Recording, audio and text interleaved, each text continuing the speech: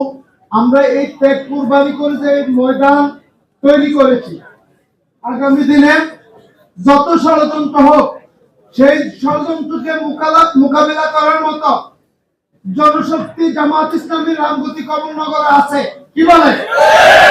কেন্দ্র দখল করতে চাইবে, কেন্দ্র দখল আমাদের চেয়ে বেশি তারা করতে পারবে না ইনশাআল্লাহ।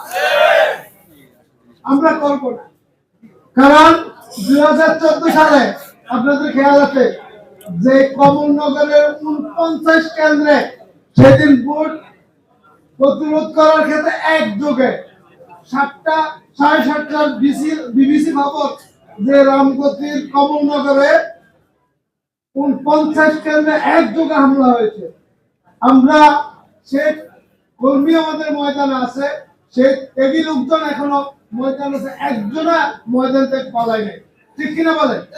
তাহলে আমাদের দরকার, আমাদেরকে আপনারা যারা আজকে এখানে এসেছেন আমাদেরকে জান এবং মাল দিয়ে এবং আপনাদের পরামর্শ দিয়ে প্রত্যেকটি আপনার পরিবারে আপনার সমাজে আপনার কতটুকু কাজ করতে পারেন সেই ক্ষেত্রে আপনি সহযোগিতা করবেন, আমাদেরকে কাজে লাগবে।